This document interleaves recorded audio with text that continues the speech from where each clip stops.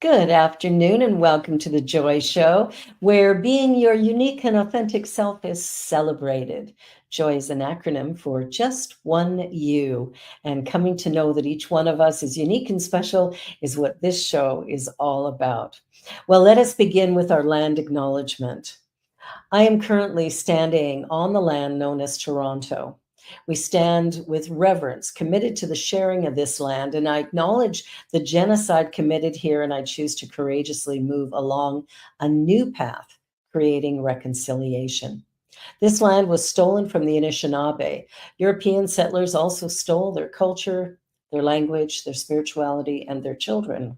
And today, Toronto is covered under Treaty Number 13 and the Williams Treaty. It is the traditional territories of many First Peoples, including the Mississaugas of the Credit, the Anishinaabe, the Chippewa, the Haudenosaunee, and the Wendat peoples. And still today, the First People are struggling to be seen and heard. Colonization has created a system of destruction to our First People and to the people forcibly brought here through the transatlantic slave trade and slavery. Toronto was built on stolen land, which with stolen labor of Black, Indigenous, and racialized people. But in our desire for reconciliation, we honor the dish with one spoon, wampum treaty, and agree to peaceably share and care for this land and her people. We are committed to the active dismantling of the colonial system, and we are committed to the dismantling of all forms of racism. I invite you to just take a moment now to acknowledge your personal commitment to the land you're on and the path you choose to walk going forward.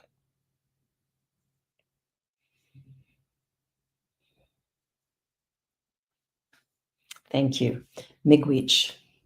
Well, I am delighted to have Paul Ottmann as my esteemed guest today. Paul is a seasoned business professional, retired director of public and private companies, widely acclaimed for his exceptional influence as a strategic thinker, visionary leader, and his authentic approach to leadership. In addition to his extensive management background, Paul has also worked as a professional medium and spiritual healer. Ooh, this is cool.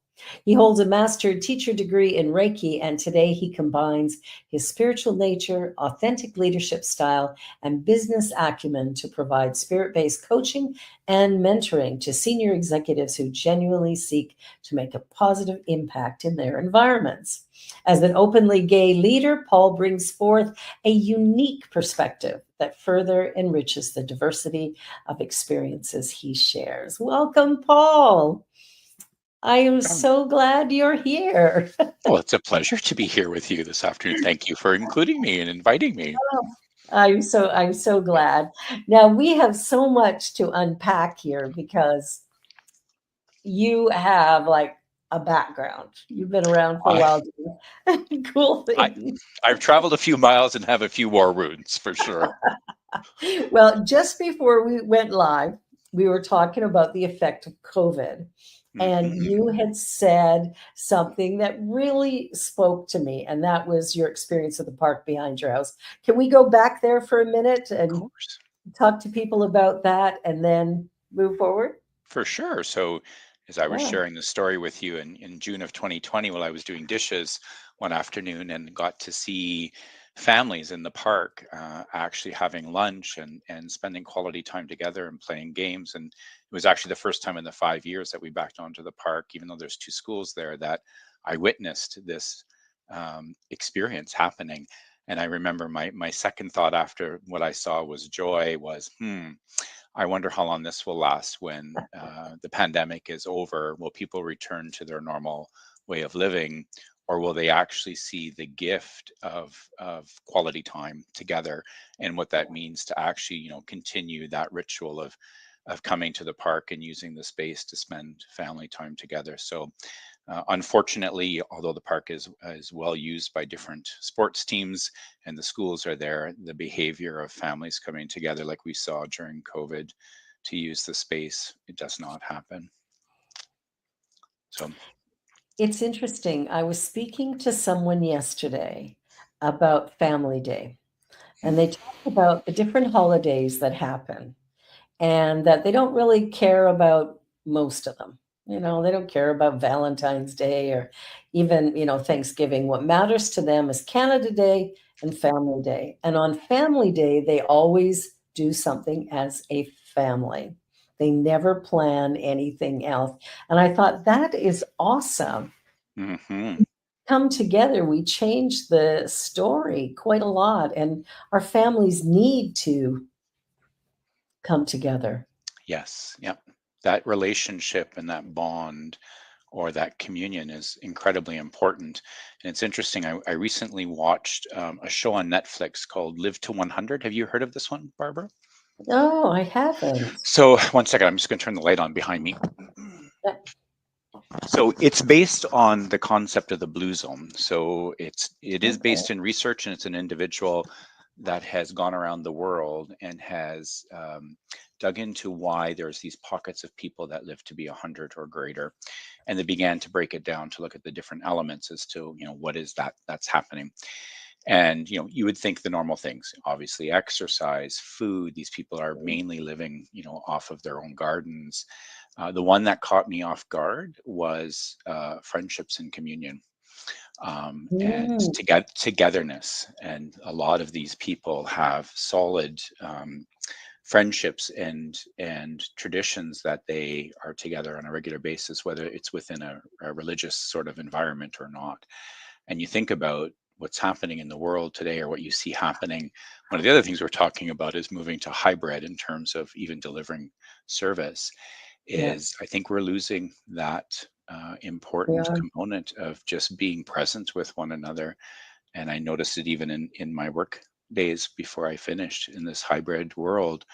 90% of communication is nonverbal. And when you're looking at each other on a computer screen, I think we're truly losing a great component of what is uh, to rejoice in just being human. Because our words can't clearly reflect what we're feeling or experiencing for sure. No, Wow, and there's that's interesting. I'll have to check out that show.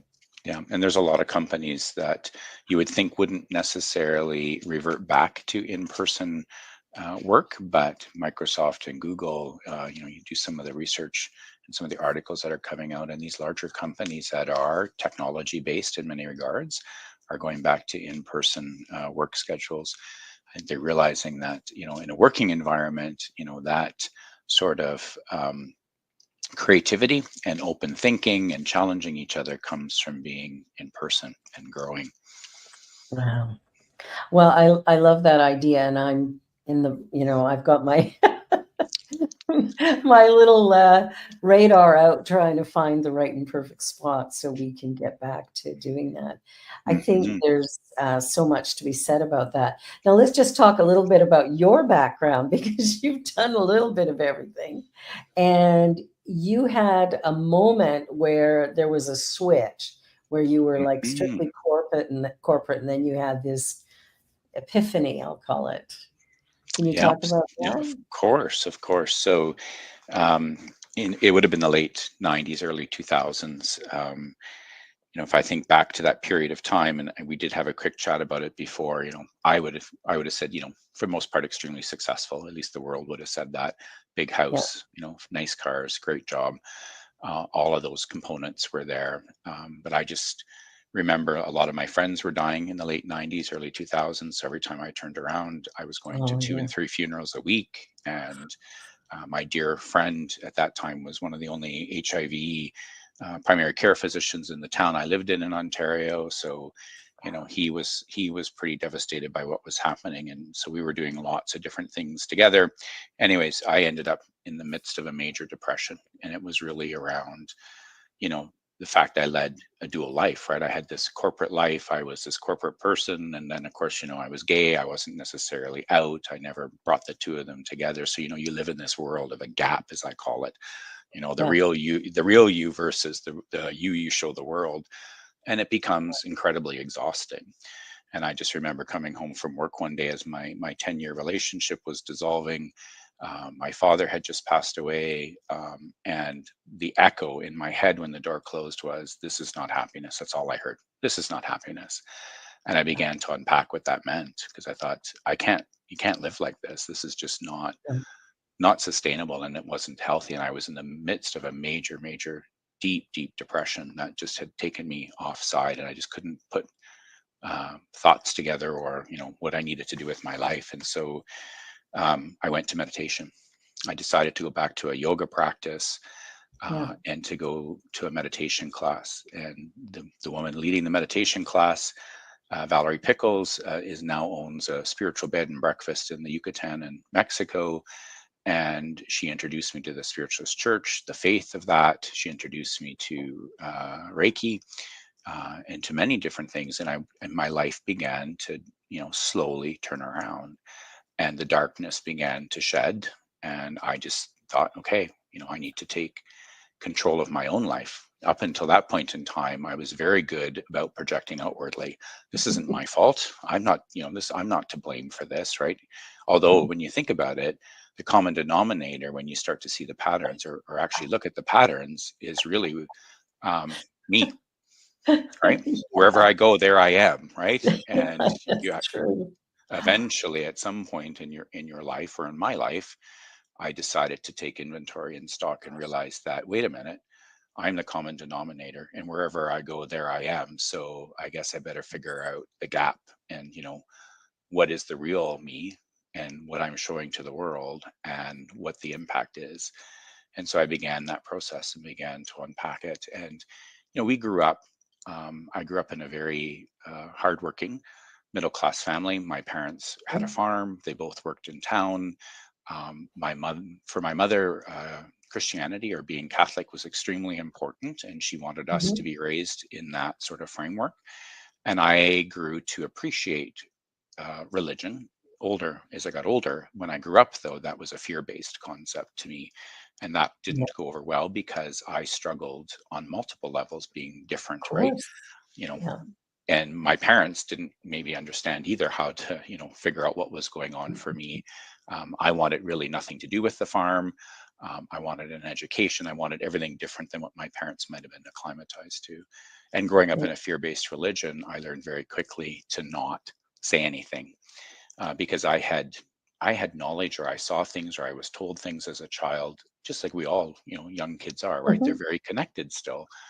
But I was Yeah. doing my sacraments of religion, and I would come home Saturdays after, questioning the nuns and the priests on basic concepts of, I asked the question, if God created Adam and Eve, how did Adam and Eve populate the world? Because I knew at the age of 5, their kids couldn't have kids, they'd be deformed. That's what I asked the nuns and the priest.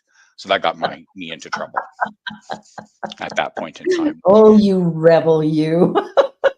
Well, it gets better, because I would have been, what, 7, and I was eating my lunch at my grandparents' house. They had a large picture of the Last Supper above the table, and I was waiting for my mom to pick me up after she was done work. And I said to my grandmother, "Well, the person to the left of Christ is a woman. That's Christ's wife. They had kids." Well, that caused a massive fury. This kid's possessed, and that's actually where they went. Was I was possessed. But Oh my from God. that experience, I learned to not say anything anymore, because I would Yeah. see things that I should never have seen, or I knew things, and I would say them to my parents, because I assumed everybody was, had this imaginary, spiritual, whatever you want to call it, happenings in their lives. Anyways, I learned not to say anything. Although I did chuckle, because my grandmother was still alive when Da Vinci Code came out. And the whole premise is that's Mary Magdalene's wife. So I kind of chuckled at that. Anyways, long story That's short, hilarious. so I just began taking, I'd say, responsibility, accountability for my own Yeah. life, and stop projecting outwardly, blaming other people or other situations, and realizing that I needed to take a deep look at my own self, and go Yeah. inward, and begin to determine. I like the phrase, and this is one that always catches me off guard and actually annoys me, because you meet new people, and we are human, and we typically will put people up on pedestals, or we try to figure out where we fit in the org structure with one another, It's true. as I was to It's say. true. And it always annoyed me, because the second question out of anyone's mouth is, what do you do for a living? And if that Yes. comes out of their mouth, I'm done. I'm out. Because ask me anything else, but don't ask me what I do for a living. Ask Yeah. me who I am, right? And typically Yeah. people will still use labels. I'm white, I'm male, I'm this, I'm that. But at the end of the Yeah. day, those are just they're all labels. They're all And I just fake stuff that we've yeah, slapped on to our divinity to hide who we really are. yeah. And so now, I'll just say, well, I'm me. And they'll, what do you mean by, well, I'm me. I'm just me. I'm I just am who me. I am, and that's it. Right? I'm not I my love car, that. I'm not my house, I'm not my job. And even in Yeah. the days when I had a beautiful house, people would always comment and say, oh, I want to come and see your house, I hear it's Better Homes and Gardens. And I would hand them the keys, and they're like, well, what do you mean? I said, but if you want to go see the house, there you go, here's the key, help yourself, here's the code for the security system. But if you'd like to come and see me, then come and we'll have coffee together. Exactly. Yeah, it's interesting how we attach ourselves to the job we do, to our partners. It's my spouse, my husband, my wife, my car, my right. Like we've attached ourselves to all of this stuff. I was thinking about that the other day. I was thinking even when I introduced my husband, it's like, why do I say, oh, this is my husband? Why am I not saying, oh, and this is Pierre? Like, why, Hmm. why am I making him my possession? And it's funny how we do stuff like that.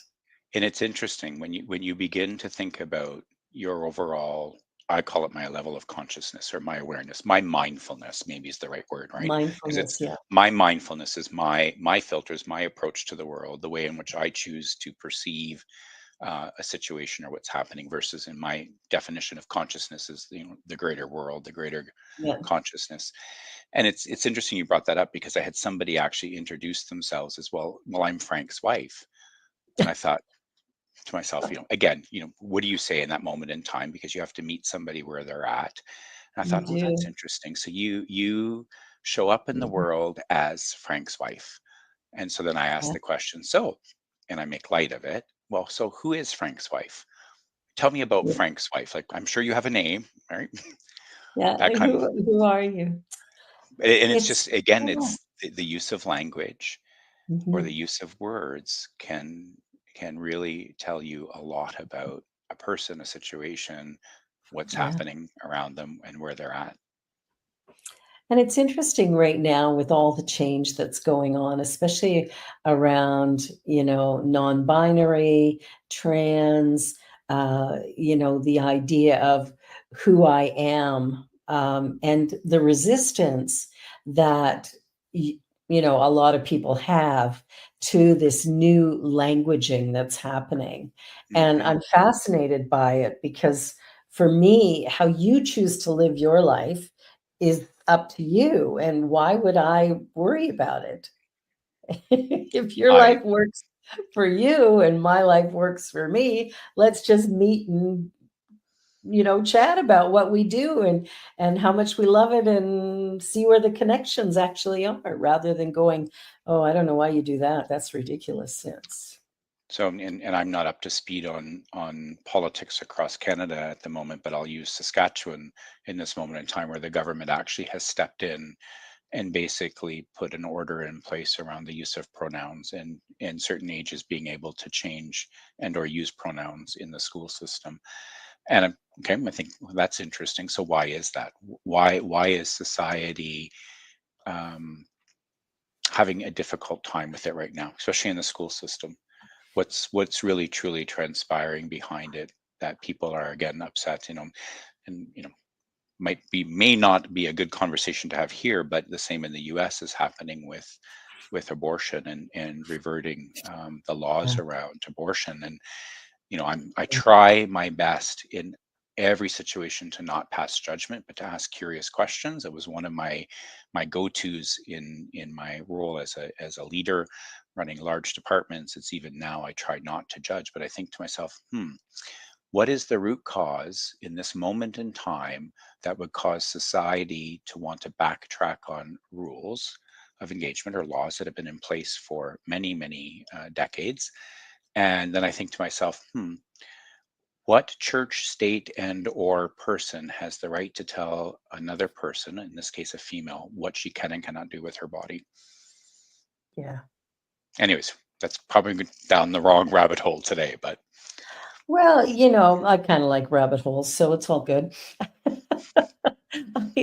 I look at what's happening, and I think back to Margaret Atwood's book, The mm, Handmaid's Tale. correct. Yeah. And I watched the first season, and I can't watch it anymore because I'm looking at the US going, this feels a little too prophetic, like this. What we're seeing with women's rights being taken away, um, it's yeah, it made me really, really nervous even reading that book. hmm Uh, and I know my daughter read it in school as well. And I mean, it's masterful, it's beautiful, but the message is so um, heartbreaking. And Correct. Yeah.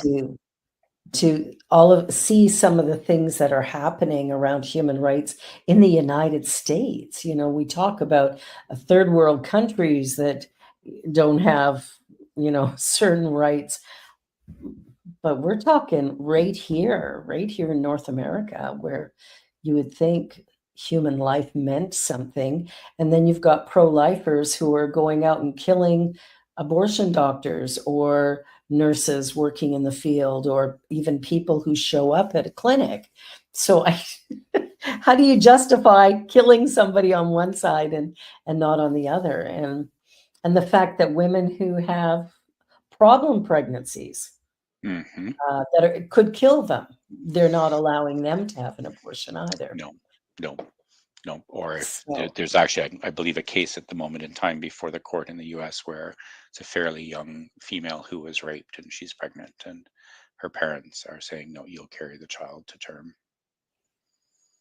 It's an interesting world we live in at this moment in time. There's no doubt about it in a lot of ways with the changes that are yeah, occurring in societal norms and the introduction of technology and how we use technology as humans. yeah, It's it's changed.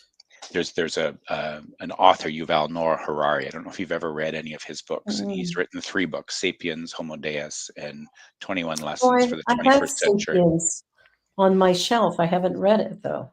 Yeah, so it's interesting when you read Oh, I'll check *Sapiens*, it which out. is his first book, and it's really Yeah, goes right back into hunter-gatherer times, right? And how yeah, humans were nomads and why they wandered around and why they stopped wandering around and began to develop communities and how yeah, that's sort of evolved. And it's interesting that when you get into his second book and you think about, he begins to talk about basically Borg type mentality where humans think alike. And it made me stop and think one day that, Gene Roddenberry wrote Star Trek back in the 70s, and the concept yeah, of the human Borg, like one thought and everybody assimilates, was in that book in his book and or show in the 70s. And look at yeah. where we are now. So then when you read the 21 lessons for the 21st century, you kind of shudder to think about, what the realities are when he says your next boss will be a computer program or a computer that will read your every thought. You won't even be able to have any level of privacy. It'll be able to read your emotions and your thoughts. And you think, is that really where we're headed as a society?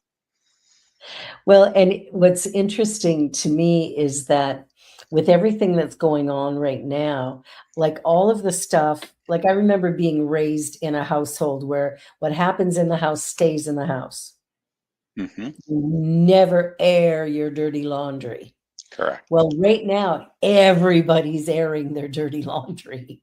It's like it's like the dirt has come to the surface, and we can't hide from it anymore. We're No, seeing the genocide of the indigenous people here in Canada and in the US. We're looking at racism in a new way. We're expanding how we talk to each other and what we do, and trying to figure out ways to be more respectful. But I think everything has come to the surface and it can't be ignored. And because it can't be ignored, what are we going to do with it? We have to look at it. And I think there's a reaction that is quite visceral, especially when I look at the leaders in the US and the way they're backpedaling some of the women's rights. It's like there's a fear reaction to this dismantling of systems that we've lived with forever. The idea of hiding what's going on doesn't sit anymore. People are No, talking. no, there's a couple of valid points in there where you think about, what's happening now and what the next 5 to 10 years is going to look like, and the dismantling of archaic systems, whether they're economics, finances, our healthcare, everything is in dire need of an overhaul, of a crisis. It's Yes. in crisis mode. And there's a couple elements you think about it, right? History is history. We can't change it, but we can learn from it, right? And Yes, we even if you can. think about, this is my perspective as I say this. So, when I did my one research paper for my ordination in the Spiritualist Church of Canada, which was on the history of spiritualism in Canada, and I went down a couple of different paths with it. But you think about the nomad days of humanity, and everybody was spiritual, everybody was, open, very, very sort of grounded and gifted in many regards. And if you start to think about linear time in the Council of Nicaea, well, that really was the birth of Christianity, or organized religion. And if sort of dissect it, it's my opinion or belief that Christianity partly was born in the need to want to control the masses by that point. And control Yeah. meant land and money and people's thoughts. Mhm. So that, again, takes its own, journey at that point in time. And I want to bring it back to indigenous culture and spiritual ways. If you think about their ways of life back then, they did have a seer or a medium or somebody that was gifted, but Yep. they're at the essence of an indigenous tribe. The elders focused on everybody's strengths. Everybody was born to the earth plane and they brought a gift. And within the tribe, that was their role. So in this case, you might have been the Exactly. seer, you might have been the person that meditated and received the messages from the universe and the Yep. cosmos to help the entire tribe. They self-governed. And one of the keys in their self-governance was if you did something wrung, you owned it. You were accountable. There was no, not getting out of this. And the Yeah. elders would sit with you in a circle, and you would own whatever came from that experience. Yeah. And you did that one too many times or whatever, then they looked at basically exiling you from the tribe. So let's move forward, because I think there's a lot of value in indigenous ways of life. And we talked I briefly the agree. last time we were together about ethical space, and I Yeah. truly, truly, truly think, it's my opinion, that there is so much richness in the indigenous culture, indigenous spirituality, indigenous ways of life, that um, I see the colliding scales of economy happening in my eyes. I think the reality is humanity will come to bended knee, because we are going to lose a lot of things, our economics, you name it. The country Yep. of New Zealand's a perfect example, had to go bankrupt and rebuild. But from the chaos that's going to happen will come something beautiful. The thing is I agree. our people, as society and humanity, truly ready to surrender and let go and sit back and go, there's nothing we can do. It's out of our control. But chances are Yeah, no, because now you're talking about houses and cars and lifestyles and you name it. exactly. Have you read this, The Spirit of Intimacy? I have not, but I will add it to my list. This is about the ancient African indigenous ways. And the author, and it's about relationship, right? And the importance of relationship. It's a tiny little book. It's a really fast read. Sabantu Some is the author, and it's a brilliant, brilliant book. And I'll talk a little bit more about it when we get back. We're going to take a commercial break. You're watching the New Thought Media Network. This is The Joy Show, and we'll be back in just a moment. Don't go away. Watch me change when you change the way you look at things.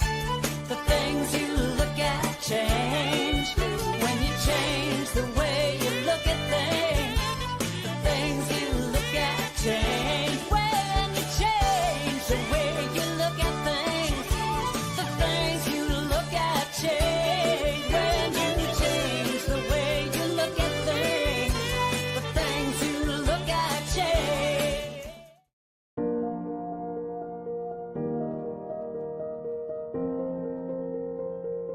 It was a treat.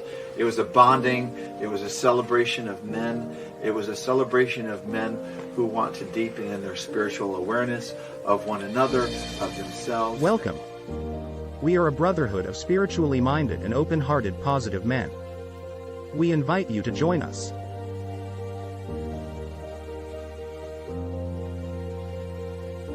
And I came in knowing one person, I left knowing all of the group. And I feel like I came in knowing meeting strangers, but knowing and leaving brothers. Come experience the New Thought Men's Gathering, Foundations 2024. Friday, March 15th through Sunday, March 17th.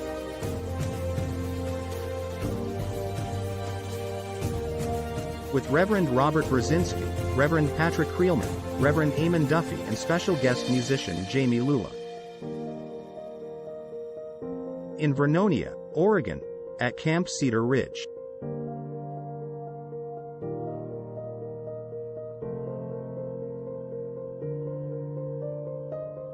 Learn more and register at www.newthoughtmens.community.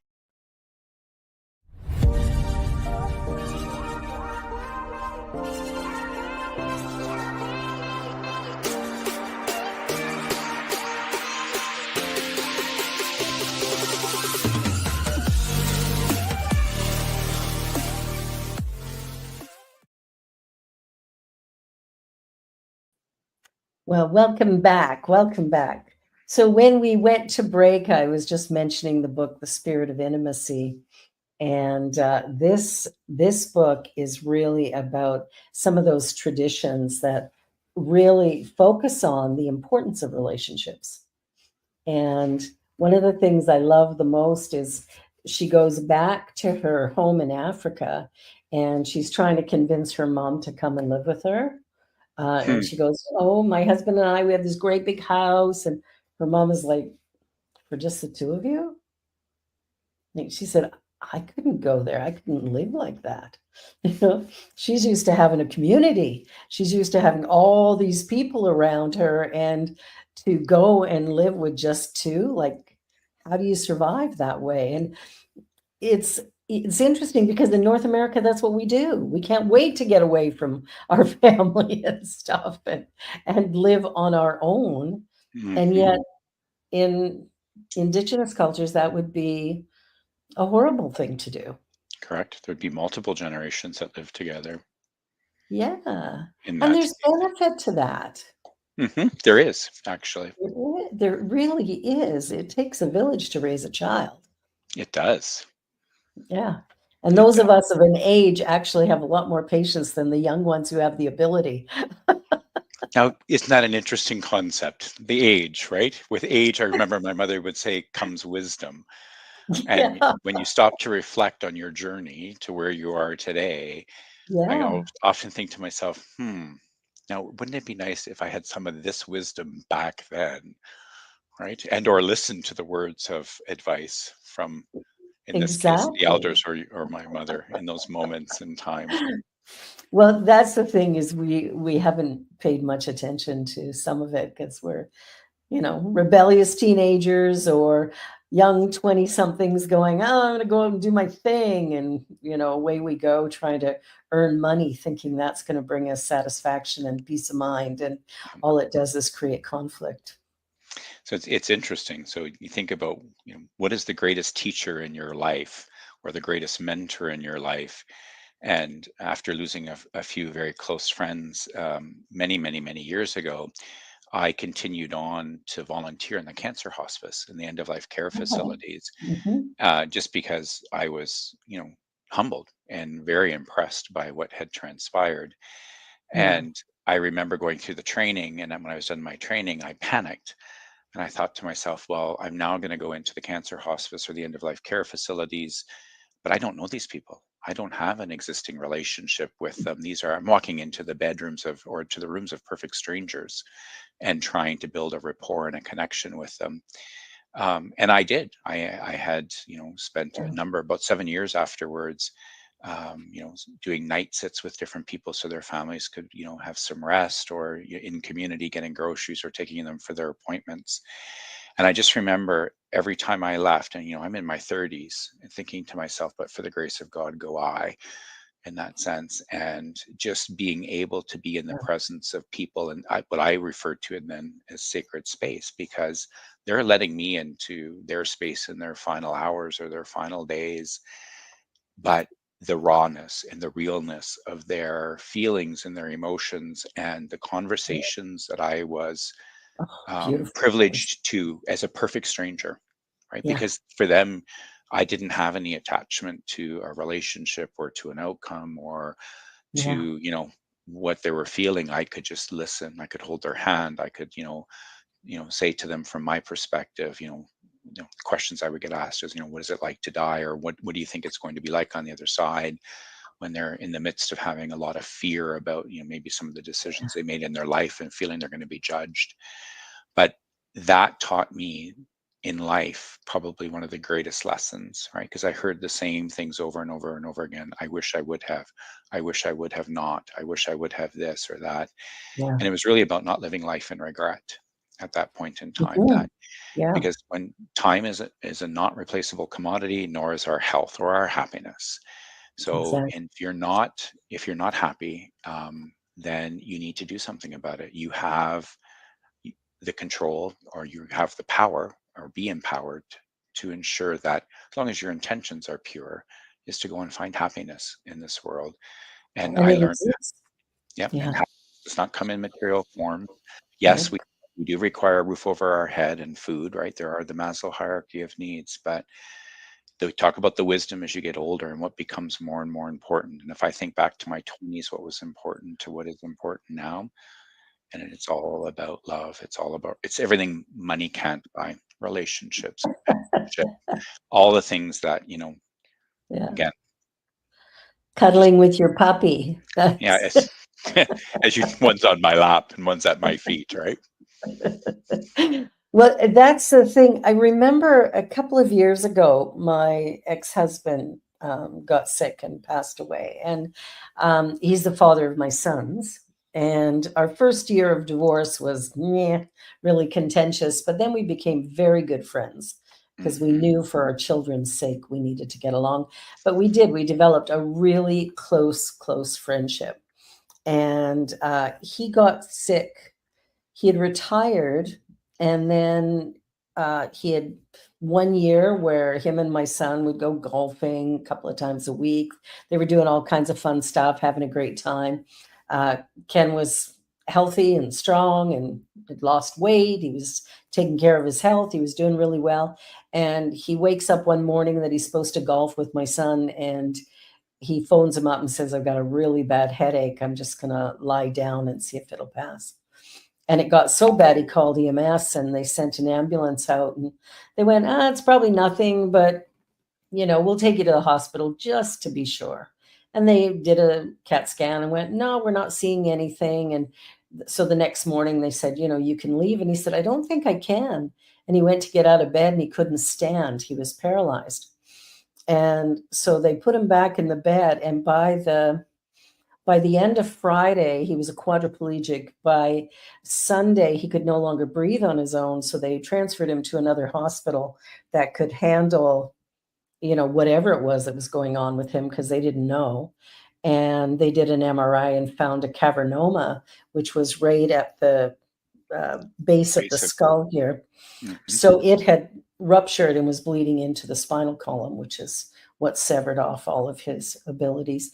They removed it, couldn't do anything. And so we had talked a few times on the phone, and now he's got a trach, and so he can barely speak. And, it came down, he phoned me on the Sunday and he said, I'm done. I'm not I'm not doing this to anybody else, and I'm not going to live this way myself. Now here's a guy who, was your party guy, worked for the city, hanging out in the bars with his buddies, playing poker, going to sports events. That's his life. That was his life all along. And while he was in hospital, and he was in excruciating pain while he was in hospital, every single person who came in, nurse, doctor, whoever, every one of them, he said, "Thank you. I love you." Every last one. And I thought, wow, like Who is this you're person? in, who is this person? And I mean, I loved him. He's a wonderful man, but he was kind of your rough and tumble guy's guy. And to have him be that connected in those last moments Mm, was remarkable. And the first hospital he went to, he made such an impact on them. They came to visit him. The nurses came to visit him in the other hospital because they thought, this guy's just so great. We want to know he's okay. And, he was in hospital, I think, just about 3 weeks when they unplugged him. And I went in to see him. I flew to Calgary the day before they discontinued life support. And we mhm. chatted a little bit because I was doing his memorial service. And so he says to me, he says, "You'll keep it short, right?" And I went, "Oh, absolutely. 2, 3 hours tops." And he rolls his eyes at me like, "Oh, yeah, way to go." And, it was like he was laughing and joyful. And he said to our son at one point, he said, "The oddest thing is happening." He says, "It's like I'm leaving my body, but then there's a string that's holding me down." Mhm. I said to Curtis, I said, "That'd be all of us, not quite ready to let him go." But he goes, "Yeah, it's this really unusual thing." But he was so joyful. And the Mhm. last thing they gave him was a drink of chocolate milk. Now he's got a trach, right? Mm. So they had removed it already, but he takes the drink, and sure enough, it spouts Good. out Yep. here. So his parents and his siblings, everybody's just laughing at this crazy thing. So at his memorial service, the last thing we did was everybody was given a shot of chocolate milk to, Aw, in to remembrance. That's beautiful. yeah, but it was just interesting because I've been at end of life with so many people, and they're worried about what they did or they're worried about what they didn't do. And Ken was just joyful Hmm. and filled with love, just filled with love. The very last thing he said to me is, "Give me a kiss." Aw, very nice. So I gave him a kiss and I said, "Okay, I'm off." Left him with his family to have their final moments. And yeah, and he passed away at 5 o'clock that day. And it's interesting to walk through people in the dying process because Mhm. there's something quite phenomenal about it, and we're all going there. Yep. We We we just don't don't get know out why. we don't get out alive, as I always used to say. Does this really matter? Because at the end of the day, we're not getting out alive. Exactly. So why do we get so caught up in some of the mundane things, rather than having a quality of existence? Correct. Which so tell me a little bit about your mediumship. That's kind of fascinating because that's a We whole other Mhm. cool So thing. that developed again in the darker days, as I always refer to it, but it was, um a way for me to get answers because I went on a soul searching journey. Really, it was the dark night of the soul, and I had lots of questions and no answers. Catholicism didn't answer them.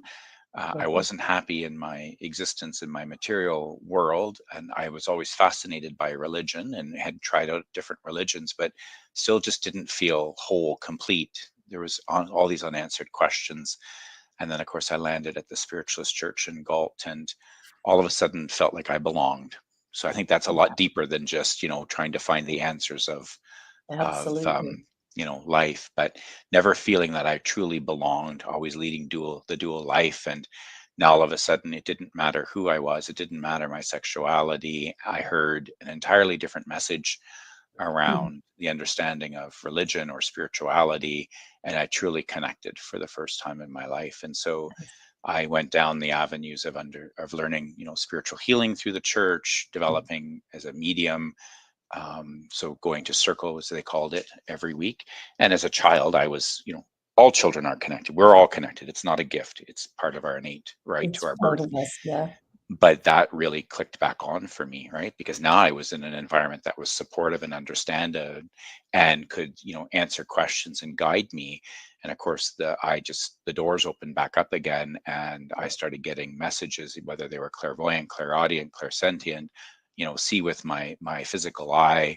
And so I decided to hang a shingle out, or I decided to start doing readings for people. But my intention behind it was always around empowering people, giving them messages from discarnate souls or their past loved ones, if their messages were there, to give them again an understanding that our souls go on, but it's also a healing moment in time in many regards, right? If there's Yeah. unresolved emotions, which is what I learned in the cancer hospice quite quickly.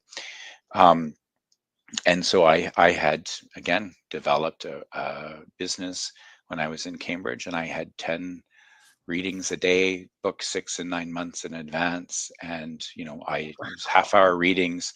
I didn't necessarily want to do it for money. I charged, I think, $10 or $20 for a half-hour reading, which of course in the community caused a little bit of a kerfuffle. However, it was really again about helping people understand, even, and sharing the gift of what I learned, that life is continuous, life is beautiful, this is a gift. Yes, it's the densest existence to be spiritual in a human body, but we have so much ability in this realm to live in gratitude and joy, in peace and acceptance, whatever label you want to put on it.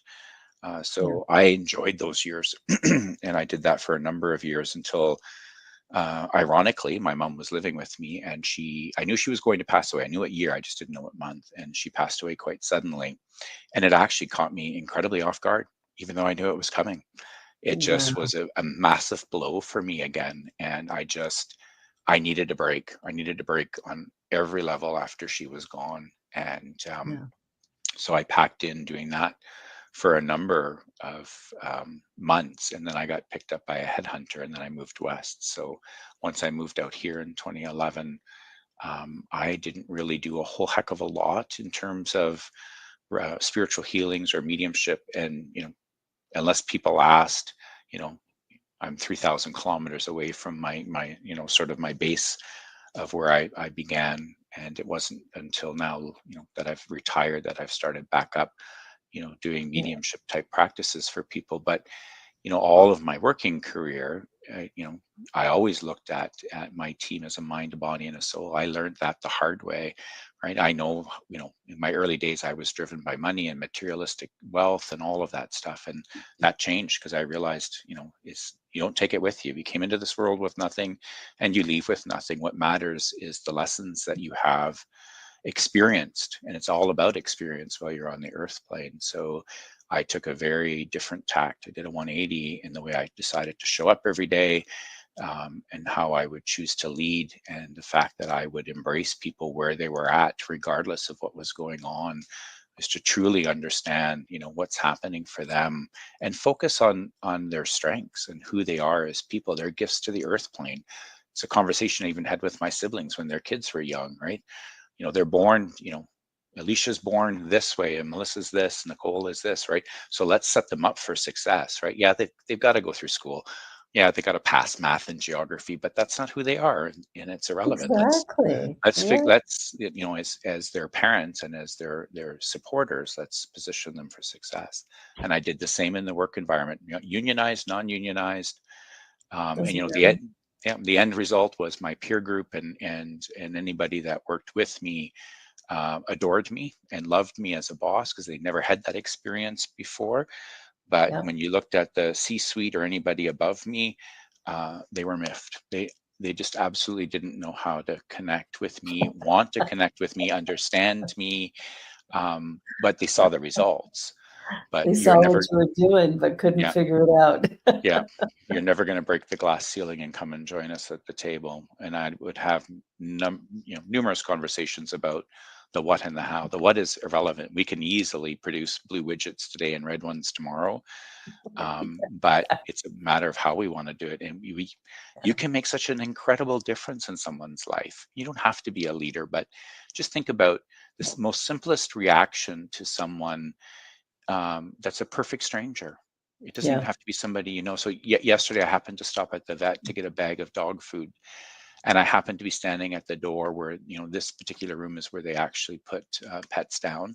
And this gentleman came out at the time I happened to be standing there. So Mm, I'm not going to not acknowledge the fact that he is in a difficult come out of moment in that time. So room. I looked him in the eye and I put my hand on his back and patted him. And, I shared the story about the woman on the airplane a month ago, new to Canada, moving to Saskatchewan, 2 young children under the age of 2, sits down and bawls. I can't imagine what she's going through, but I can Yeah, be present with her in that moment in time. I can express things. just human qualities, right? So, I got to hold her 2-month-old for 3 hours while she just Yeah, decompressed, right? It's just, yeah, think about how you show up every day, and you have a choice. You can live in joy, you can live in peace, you can make the most of yeah. any situation, or you can be miserable. And I'm sorry, but I prefer to be happy now. Yeah, me too. Me too. Like I was just in Kenya and I got pneumonia and spent two-thirds of my time in my hotel room. And everybody I've talked to is like, "Oh, I'm so sorry." And I went, "No, no, I had a great time." It was, I got to know people who live and work there because they're the ones who were hanging out with me while I couldn't do my other stuff. So the front desk girl is still messaging me through WhatsApp, Yep. and the drivers and the person who cleaned my room. Like I have beautiful friendships now that when I go back, those will be the first people I connect with Hmm. because I really did have a wonderful time. Yep. And that's true. When you take out the element of expectation or Yes, demand and just show up and be, it's amazing what will transpire around you. changes everything, changes everything. And people would rather be around folks who are not griping and complaining all the time. That's what I've found. I would agree with that statement. If you have a few laughs, if you can take it easy, um, I think that's what makes all the difference. And what I loved about the lockdown time of COVID was that we saw wildlife flourish, plant life flourish, and the human condition, kind of take a pause, which we Mhm. needed to. My hope was that we were going to reflect and really learn from it. What's important? What's truly important? What's truly important. And that happened, I think, for a minute. And then there's been this get back to normal. Well, normal doesn't exist in the first place. So it's always fascinating to me when people want normal. And, I just think normal to me, that's mediocrity. We're striving for mediocrity rather than our individual greatness. And I think that whole idea of normal is one that needs to be taken off the table altogether. It Mm. doesn't exist. It's not a real thing.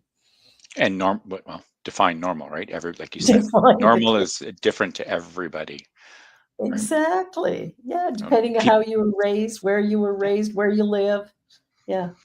People used to always say to me, the typical standard "Good morning, how are you?" And I'd say, "I'm fine. I'm happy to be here." And they'd look at me and go, "Really?" And they thought I was being sarcastic. I said, "No, I'm happy to be here." "Well, what do you mean by that?" I said, "Think about the alternative. What is the alternative, right? Yeah. I'm Well, here." yeah, I'm alive. I'm on this side of the grass. That's something to celebrate. And what am I going to do with it? Yep. The Am I old going statement, yeah, the old statement I used to use when people would complain is when they were done complaining, I'd say to them, "So what went right today? What's good today in this moment in time?" To reframe it. And they'd be like, "Well," I said, "No, no, no. What's good today?" What's good today? I And used to do a thing with my mom because I remember she lived in Calgary, and so I surprised her one day by showing up. I what are live in you doing here? Toronto. Well, it was really funny because she was really excited to see me for a minute, and then she said, "When did you arrive?" Oops. I arrived on Thursday, and this is Saturday morning. And Oops. uh, oops is right. So she was, well, you couldn't even call me. You couldn't even call me when you get in. You don't tell me you're coming. I went, I wanted to surprise you. I thought that would be fun. And so what I ended up doing was I thought, I'm not defending this. So every time she went back there, I would interrupt and go, oh, I forgot to tell you, I just went to Paris last month, and, I got to see the Eiffel Tower, and we had croissant at the top. And so that would get her off that for a minute. And Yep. then she'd go back. And I'm like, I don't know how many times I interrupted, but I did a couple of times going, no, we have to have a different conversation here, because I don't want to do this anymore. Yeah. That's a valid point, right? When you and I talked briefly Exactly. about living in pain, your pain cycle, and when you realize one Mhm. day, I don't want to live like this I don't anymore. want to live It's like this not worth it. anymore.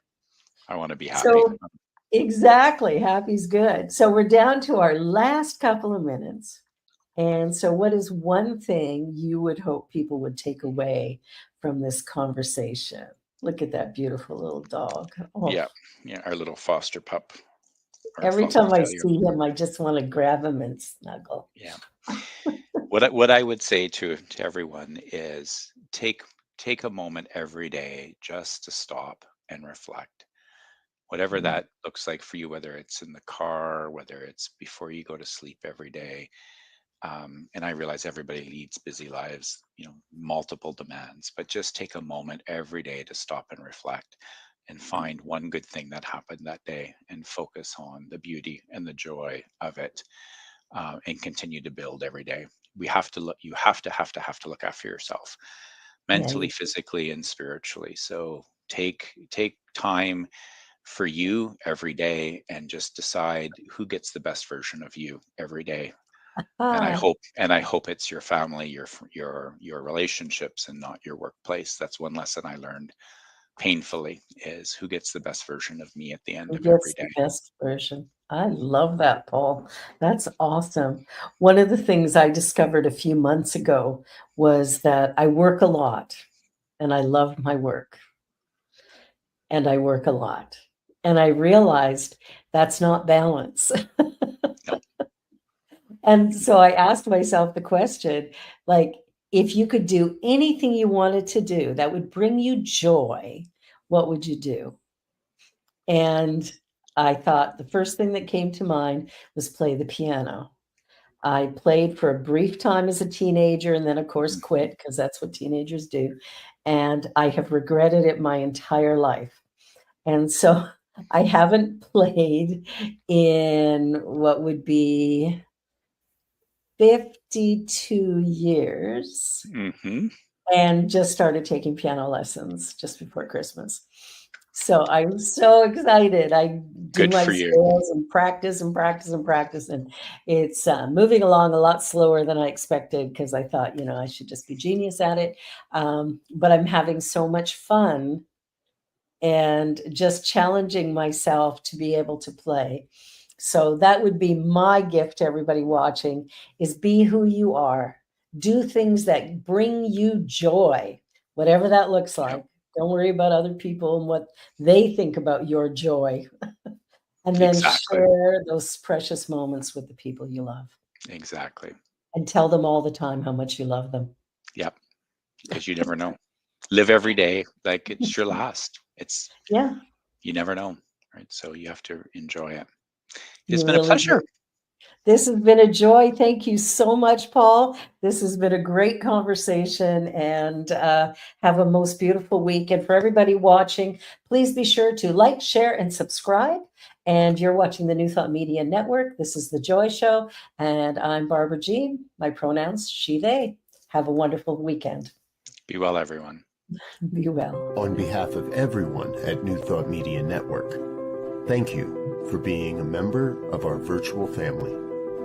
Your financial contributions help share the New Thought message with people from around the world. Please visit and contribute at www.ntmedia.org/donate. New Thought Media Network. Come be you. And please like, share, and subscribe. Until next time.